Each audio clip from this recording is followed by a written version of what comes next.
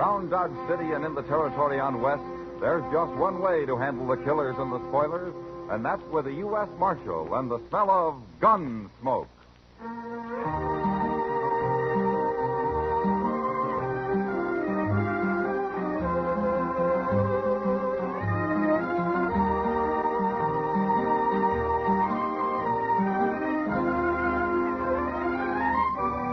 Gunsmoke, starring William Conrad. The story of the violence that moved west with young America. The story of a man who moved with it. Matt Dillon, United States Marshal.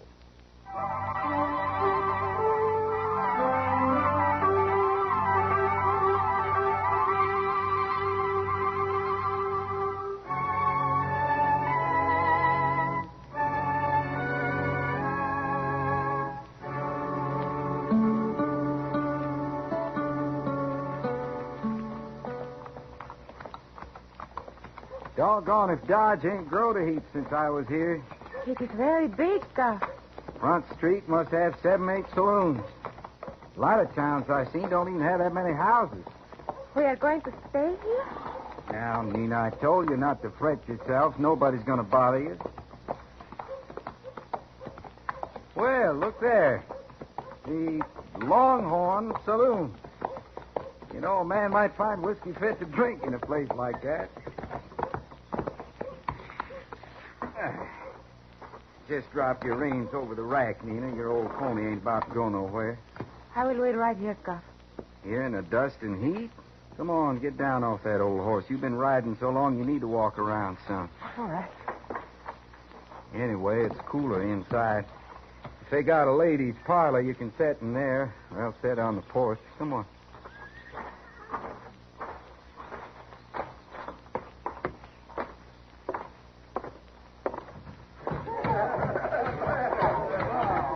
Sure, they got a parlor.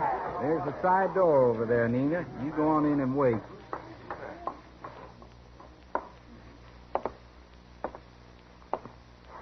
Glass of rye, bartender. Hold that drink, bartender. Maybe you picked the wrong place to drink, mister. That's so? Places down along the river let Mex women come in and sit.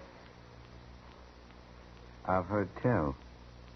Maybe that's where you better go. Bartender, I ain't got my drink yet. Mister, you don't understand what I said. That bartender ain't going to give you no drink. Maybe he is. No, he ain't. This place don't serve nobody that walks in with no dirty Mexican.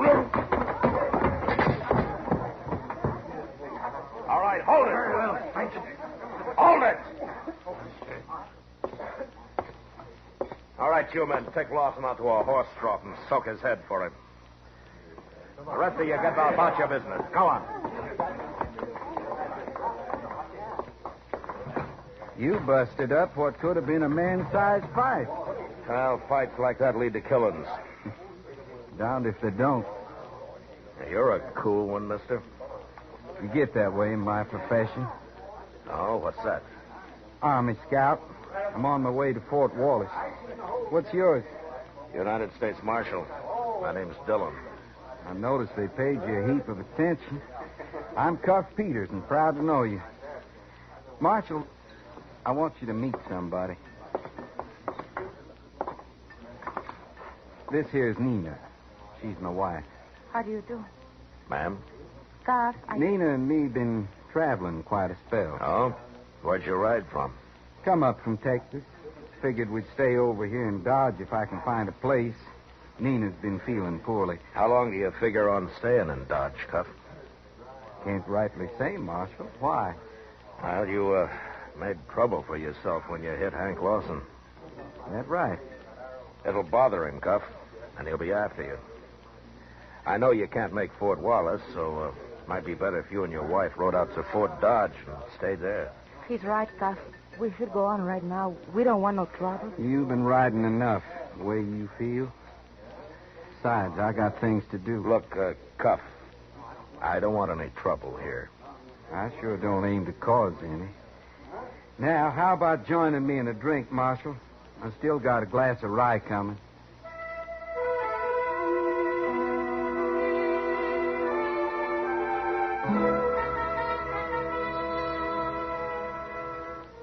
Dodge was real quiet for the next week, except when a drunked-up cowboy tried to burn the town down because he lost at a faro table. I kept an eye on Hank Lawson, but the trouble I'd been expecting between him and Cuff Peters seemed to blow over. Chester heard somewhere that Cuff had found a room for Nina and himself at the widow Helgerson's place out at the edge of town. I didn't see Cuff again except once when he drove the widow's buckboard into town, loaded it up with food and supplies, and drove back out. Then one morning while Chester was cleaning up the office, Cuff walked in. Morning, Marshal. Hello, Cuff. I never did get a chance to pay you back for that drink you bought me. The time will come, Marshal. Cuff, this is Chester Proudfoot. Cuff Peters. Well, sir, I'm that proud, Mr. Peters. Howdy.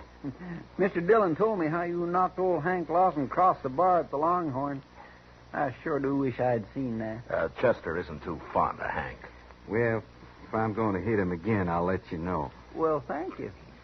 Marshal, what I come for was to get your help. Oh, what is it, Cuff? Well, I don't know much about doctors and all. They say you're a good friend of the one in town. Oh, I've known Doc for a long time. What do you need? Well, I'm not ailing, but Nina's feeling real puny. Oh? I think maybe someone should have a look at her. We ain't been married but 5-6 months. And I don't understand much about women folk and their ailments. Chester, run up and get Doc, will you? Yes, sir, Mr. Dillon. You see, Marshal, the thing that bothers me the most is that I got to start out for Fort Wallace right soon. I already stayed here longer than I intended. Well, if your wife's sick, you can't take her with you on a ride like that. That's what I want to know from the doc. Is she too sick to ride? Well, you could leave her here. She could come on later. I'd just pure hate to leave her behind if I didn't have to. Oh, hello, Mac. Where's the patient? Doc, this is Cuff Peters, Doc Adams. Howdy, do, Mr. Howdy. Mr. Peters wants you to have a look at his wife. I'm ready. My bag's by the door there. Doc, maybe you ought to know before you come with me. My wife's Mexican. Well? The only reason I mention it, some folks here seem to take exception. Oh, for heaven's sake, standing here talking isn't going to help Mrs. Peters any if she's sick, you know. You ready to go, young fella? I'm ready, Doc. Marshal, I want to thank you. Sure, Cuff. Goodbye. Go on. See you later, man. He's a nice little fella, ain't he, Mr. Yeah, he seems to be, Chester. What's he do for a living? He's an Army scout, he says. On his way out to Fort Wallace. I always had in mind that scouts was more tricky. Shucks, he's no more sly than me. Yeah, don't let Cuff fool you, Chester. He's small, but he can take care of himself. Well, one thing, he don't seem to let nothing upset him none. Well, he's worried about his wife, Chester. Plenty.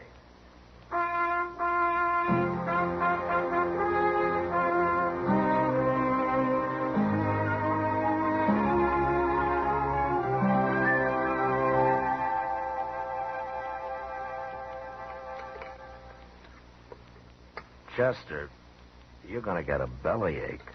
I can't help it, Mr. Dillon. Ever since I was a little boy, I just get a craving for wheat cakes at supper. 4 servings? Well, It does make up to quite a pile, don't it? But then that molasses kind of keeps them wetted down. Oh, hello, Matt. Chester. Sit down, Doc. Oh, yeah, thank you. Yeah, you going to eat? No, Matt, no. I ate out at Widow Helgerson's with Cuff and his wife. How is she, Doc? She's resting, isn't she? She's a pretty little thing, Matt. Just as nice and sweet. Yeah, she is. What was wrong with her, Doc? Nothing that won't be right in about 6 more months. Well, that don't make sense, Doc. She's going to have a baby, Chester. She is? Well, it only took a minute to see that. I guess Cuff meant it when he said he didn't know much about women. Well, I should think a baby be easy enough to tell about. At Chester. Oh, yes. Cuff sent a message to you, Matt. He's going on out to Fort Wallace. Says after he reports into the colonel and gets a place ready out there, he'll come back for Mrs. Peters. Now, that's a 10-day ride there and back, Doc. Well, I know, man. Why? Well, I don't like Mrs. Peters staying alone here in Dodge. Well, there's nothing to be worried about. She's in good hands here. Yeah, but the widow Hugginson's an old lady, Doc. She wouldn't be much help to Nina. Well, what kind of help would she be needing, Mr. Dillon? More than an old lady could give him. If Hank Lawson finds out that she's alone here.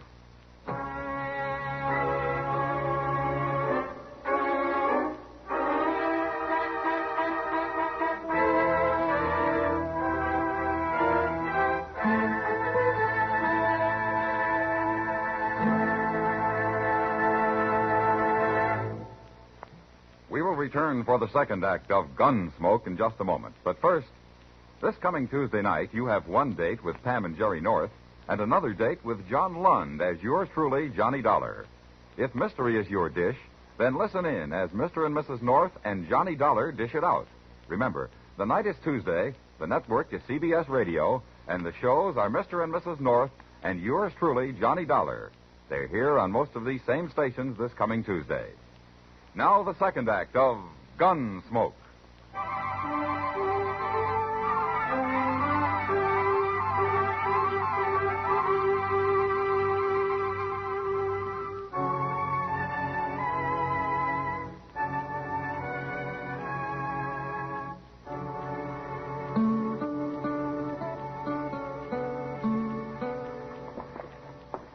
That's about everything, Mrs. Peters? Yes. Thank you. Well, I'll give you a hand out to the buckboard. Oh, it's not that much. I can carry it. Well, I'll get the door for you then, ma'am. Thank you, Mr. Perry.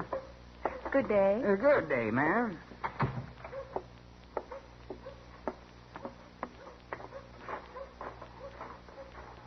Well, if it ain't Mrs. Peters come to town to do a week's shopping.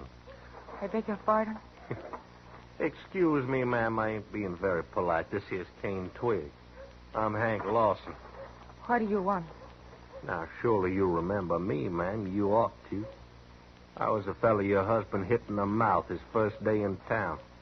I remember you. Now let me pass. Well, now, ain't I being a miserable cuss letting you carry all them heavy sacks? See, I help you some. Please. Just put him in the wagon for you. Oh. Oh, that was mighty careless of me to slip plumb out of my hand. I hope there was nothing in there to break. Leave me alone, please. Well, now, Mrs. Peters, I don't know why you're upset.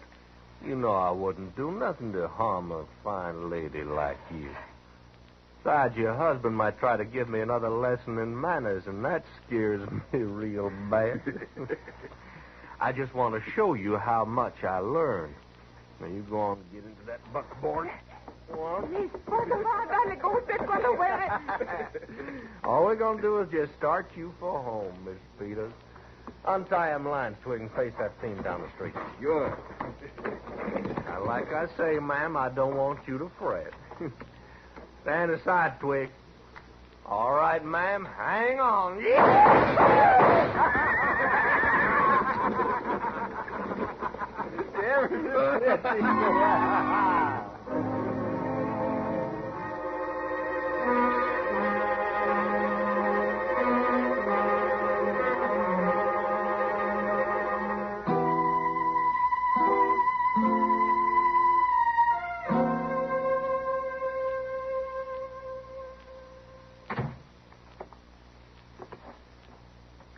How is she, Doc?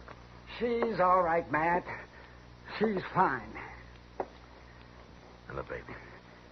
There wasn't anything I could do. Those miserable, filthy Now, beasts. take it easy. Take it easy. What are you talking about, Matt? Those men should be No, kid. Matt did all he could. He even roughed them up a little on the way to jail. Oh, And then yesterday morning, the judge fined them and turned them loose. find them. Probably all of $50. Kitty, be sensible. You and your precious law. I'm sick of it. You have to go by it, Kitty, whether it seems right or not. I don't have to do Now, nothing. Kitty, don't talk like that. If I was a man, I'd shoot him in the belly. Oh, now, Kitty. Oh, leave me alone, both of you.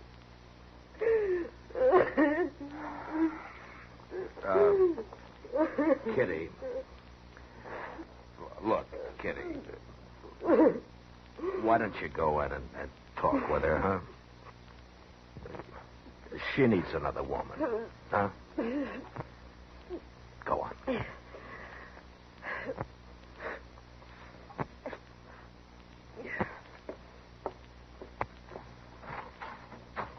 Lena, can I come in? Oh, it's terrible, Matt. Yeah. Well, what are you going to do? Well, there's nothing more I can do. Officially. No, I guess that's right. Look, Doc, I want you to keep Nina in your office. You can keep an eye on her there. Cuff will be back in a few days. And then you'll tell him? Yeah. Yeah, then I'll tell him.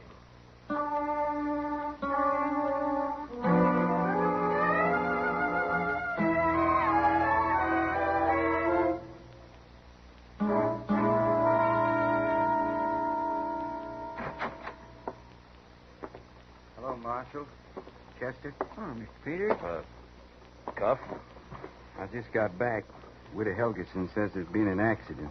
I should come see you. Well, your wife was hurt bad, Cuff, but she's better now, though. Where is she? She's up in Doc's office. Chester will show you. I know the way. It just makes me sick, Mr. Dillon. Yeah, he's likely been in his saddle all day, riding to get back to her. Then he gets here, and... How was she tonight? Well, she ate the supper Kitty brought over. That's more than she's done in a week. You know, I'd kindly hate to be Hank Lawson. Have you seen him around? Yes, sir. Him and Twig been hanging around the Longhorn. Hank asked me was anybody looking for him. Then he laughed. What'd you say to him? Nothing, like you told me. I just walked on out. Yeah, good. What do you figure Cuff will do, Mr. Dillon? I don't know. Cuff's so mild and quiet and all. But I got a feeling he'd be mighty mean if once he got riled. I want to thank you, Marshal, for all you and Chester and Doc done for Nina. I'm sorry, Cuff. Now, I wonder if you'd hold my gun for me? Well, what are you going to do? I'm going to look for Hank Lawson, and I'm going to mark him. Mark him good. That way somebody's going to get hurt. That's a fact, Marshal. Look, Cuff, I won't stand for a killing. Now, Nina's well enough to travel. You could start for Fort Wallace. We'd fix a bed and a wagon for you. I'm going to start for Wallace, all right. But not until I've seen Hank Lawson. Well, will you hold my gun? Till you come back for it. Thank you. Oh, Cuff. Yeah? Chester and I were just talking about going up to the Longhorn for a drink. We thought maybe we might walk with you. The company'd be fine, but it's my deal. Sure.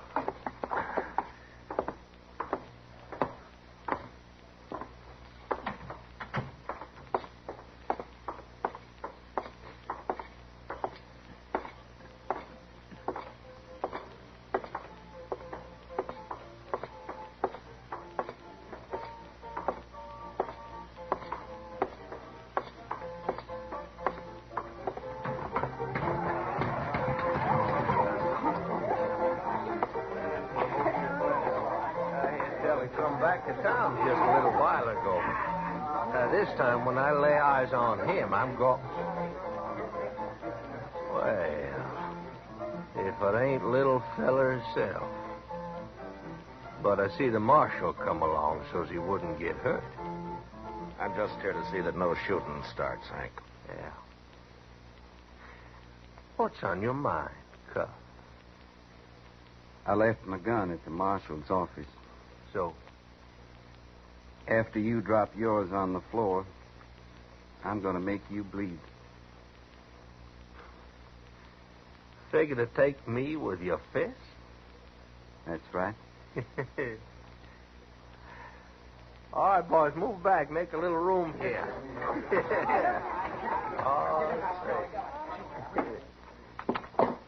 All righty, Cuff.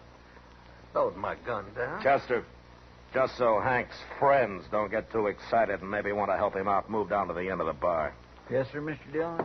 There'll be no gunplay here, Hank. What's between you and Cuff, you'll settle yourself. Right in here. That's good enough for me, Marshal.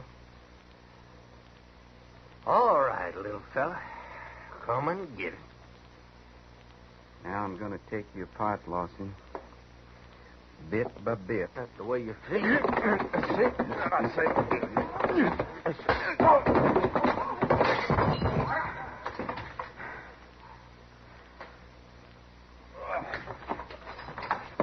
Lucky punch is all that was. Just a lucky punch. That won't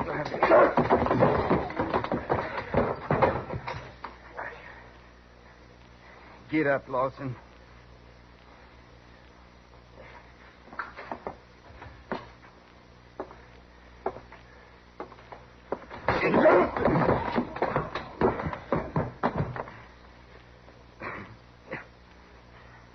You dirty little pig.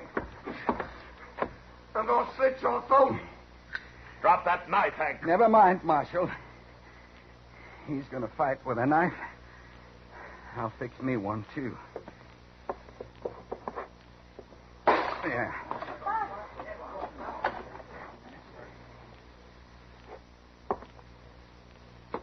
Now, Lawson, if you're going to fight to cut,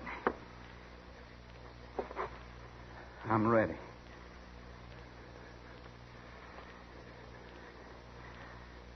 Fight or drop it.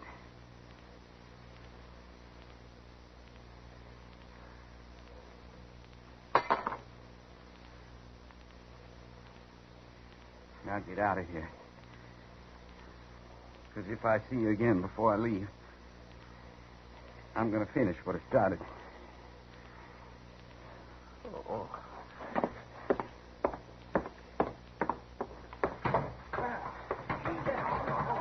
My gracious alive, I ain't seen anything like that since I left Waco. Cuff, as soon as you get your breath, I'd like to buy you that drink I owe you. Thank you, Marshal. I figure I could use it. Because my wife and me's got a long ride ahead of us.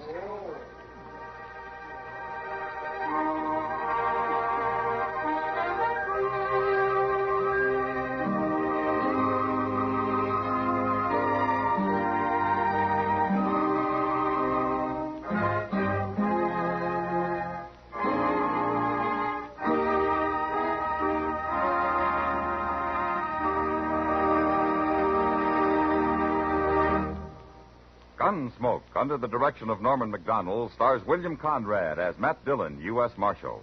The special music was composed and conducted by Rex Corey.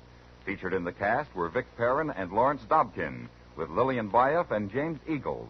Parley Baer as Chester, Howard McNear as Doc, and Georgia Ellis as Kitty. Join us again next week as Matt Dillon, U.S. Marshal, fights to bring law and order out of the wild violence of the West in Gunsmoke.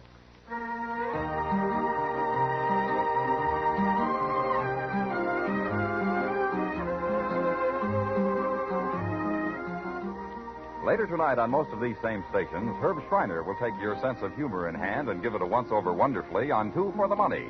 Hoosier Herb and his droll wit are an irresistible combination for merriment. The quiz part of Two for the Money makes the show that much more interesting to hear. Remember, Two for the Money later tonight. George Walsh speaking. Edgar Bergen and Charlie McCarthy open fire on your funny bone Sunday nights on the CBS Radio Network.